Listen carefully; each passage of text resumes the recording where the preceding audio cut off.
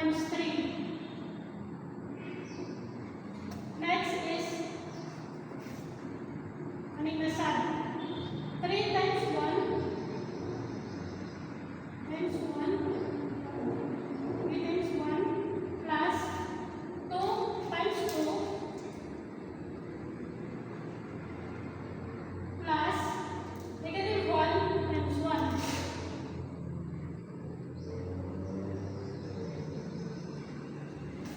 Next will be this row, the second row, times this. So 4 times 0 plus 2 times 1 plus 0 times 3.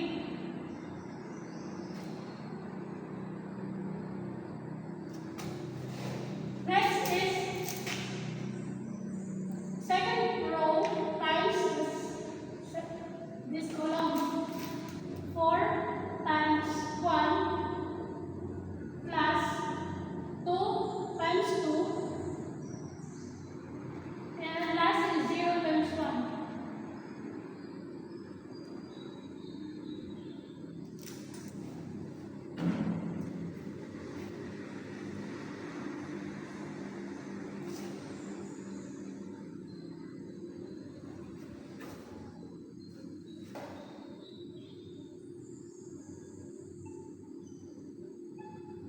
And if we're able to use our calculator, we can obtain answers. This will be negative 3. This is 2.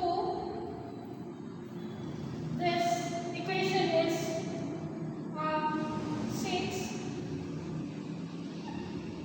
And this equation is 8. And this is a 2 by 2 matrix. And this is our final answer. So transpose of a matrix. So the transpose of a matrix is a new matrix formed by flipping the original matrix over its main diagonal. So the rows here will be turned into columns and columns into rows. So for example, let A is equal to 3, 5, 6, 8, 4, 1, and it is a 2 by 3 matrix. And we all know that the column here is this, kaning mga columns, and the rows are this. So, and the transpose of a matrix, the A here is, or the A is typically denoted as an AP, or a transpose. So in this properties, we just need to turn the column into row. So this will become a row. We just need to write it 3, 6, 4, and this one is the second row will be the second column, which is the 5, 8, and 1. And this is it, final answer. Good day. So I will be discussing the notation of determinants. Determinants is a scalar value that may be obtained from square matrix notation. So if A is a matrix, then its determinant may be represented as absolute value of matrix A, or determinant of A square matrix A, or that A. Determinant also is scalar value that is calculated from square matrix and provides important information about the matrix and the system it represents. It is a unique number associated with a matrix that helps determine whether the matrix is invertible, whether a system of linear equation has a unique solution. And we also have properties of determinants, and that will be discussed by my co-members. Good day! In this presentation, I will going to discuss the properties of determinants. Property 1 is all-zero property, which is if a matrix has a column or rows that has all elements is equal to 0, then the determinants is equal to 0. Let's have an example, which is A is equal to 1, 0, 4, 2, 0, 3, 3, 0, 6. So as we can see, in this example, column 2 has an element is equal to 0, then our determinants is automatically equal to 0. Property 2, multiplication property. If each element of rows or columns is multiplied by any number of k, then the determinant is multiplied by k.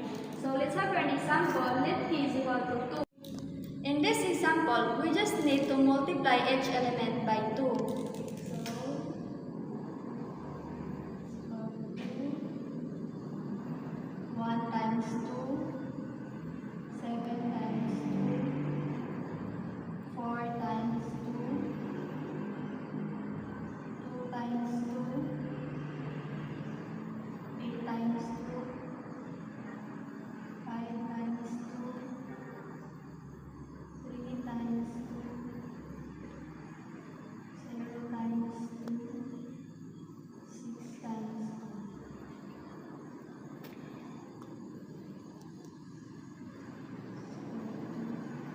Times 2 is equal to 2, 7 times 2, 14, 4 times 2, 8, 2 times 2, 4, 8 times 2, 16, 5 times 2, 10, 3 times 2, 6, 0 times 2 is equal to 0, 6 times 2 is equal to 12, and this is our final answer.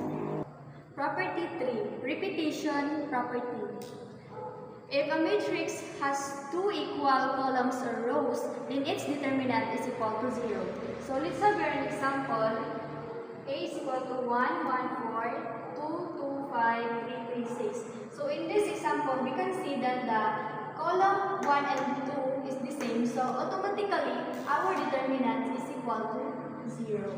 Property 4. Sign property. If any two or column or rows or columns of a determinant are interchanged, then the sign of the determinant is changed. Property 5. Sum property. If each element of rows or columns of the determinant is expressed as the sum of two or more number, the determinant may be written as the sum of two or more determinants. So we have an example. So in this property, we just need to add the second column of each matrix. So would be, then just copy the first and third column of each matrix. So we just copy the 1, 7, 4, then just add the both second column of each matrix. So 2 plus 2, 8 plus 0, 5 plus 2, and then just copy the third column, 3, 9, 6. So our answer would be 1, 7, 4, 2 plus 2 is equal to 4, 8 plus 0 is equal to 8, then 5 plus 2 is equal to 7, then just copy 9, 3, 6. And this is our final answer. Property 6. Proportionality property. If two rows or two columns of the matrix are proportional, then the determinants of the matrix is equal to 0. So let's have an example. A is equal to 2, 1, 3, 4, 2, 5, 6, 3, 3. So as we can see in this example, that our column 1 and column 2 are proportional. So automatically, the determinants of our matrix is equal to 0. So karon sa para punta 2 by 2 matrices. So natay problem na 2, 2, negative 1, ug 1, ug 3. So ang first step nga pag-solve gani is kuhaan na nimo ang determinant. So usahan pag sa determinant is kanira imong i-times, ano sila times, inipod times. So 2 times 3 is equal 6. 6. And then 1 times negative 1 is equals minus equals 1 times negative 1, so negative 1. So yung na equal, so 6 minus negative 1 is equals to 7. So mao na tong A, 7A. Ipatanaw man. So sunod ato na ang final step is ato na siya Ganyan lang, dua, imo ipahilo. So, may mo na siya, o, ang 3, may mo sa taas, ang 2, may mo sa ubos. O kani, ang dua is imong butang negative, pero kung negative siya, so, times negative, so may mo siya positive. 1, 3. So, times sa atong determinant na 7. So, may mo siya 1/7. 3, 1, 1, 2. So, 1/7 times 3. So, 3/7. Next is 1/7. So, 1/7. And then, 1/7 is 1/7. And then 1/7 times 2 is 2/7. So mo na yang 2/2 inverse matrices. So let's proceed to the 3/3. So natin problem na find the inverse matrices of 3/3. So natin problem na 0, 0, 1, 2, -1, 3, o 1, 1, 4. So same gyapon, ang pinakaunang buhaton is ang itaon gyapon nimo ang yang 1 determinant. So A dit A is the determinant. So para pagkuha sa kanang determinant is kaning una 0, kani 0, kani una 0, ana siya ana 0, 0 sama na naman eh. So -1, 3, 1, 4. Dayon minus same magyapon sa bikas kung ano na ang 0 ano na yung tambunan ana ay kani ganito ay ganito nga ang tambunan mo ana. So 0 bilin 2 1 3 4. So plus lastly ini isa ano yung tambunan ani.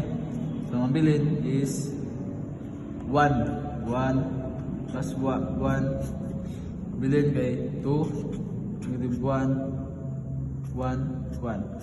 So, para na man. Ato pa na siyang times 0, pero na, minus 0, plus 1, 2 times 1 is 2, o times 1 times -1, so equals to 2 plus 1.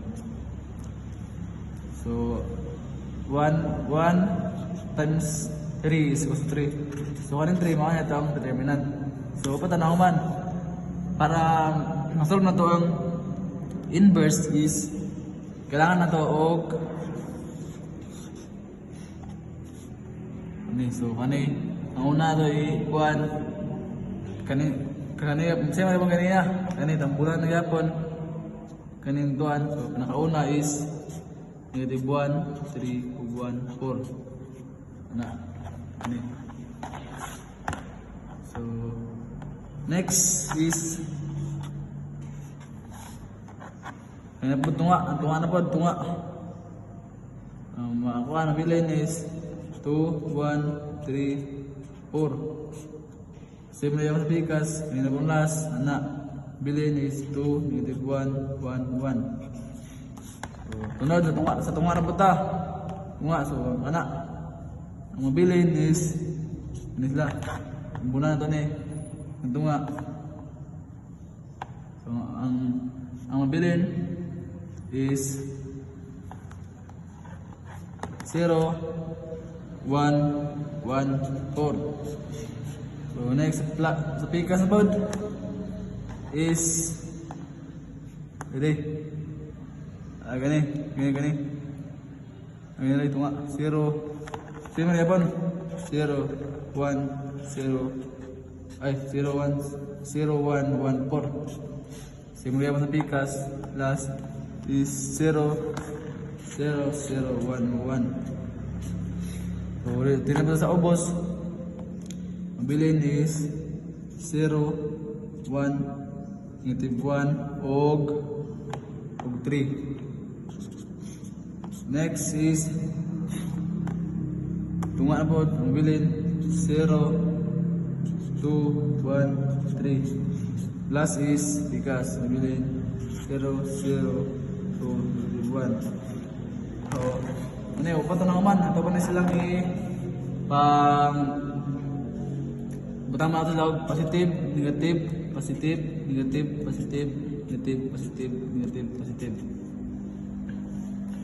So, next is, so, lastly, ang Cramer's rule. So, natin problem na 2x plus 6y plus 8 equals negative 1 ug 2. So, para kung saan pagkuha di ang Cramer's rule is unahon to og kuha ang determinant, ang D. So, D 2 2 dayon kani x is na say imaginary 1 6 8. So since sa dx, so dx is equals to x. So kung ang pato pangitaon, ang x atong pangitaon is kaning x ato nang ilisdan sa kaning nasa kuan is kaning negative 1 ug 2. So ato nang ilisdan ng aning 2 x ug x. So mga tabuan na is mahimo og negative 1 2 ug gadayon 6 8. So ang dy same lang sa dy. Ang dy na pa itong lisdan. So ang mga tabuan na is 2 1 negative 1 ug 2.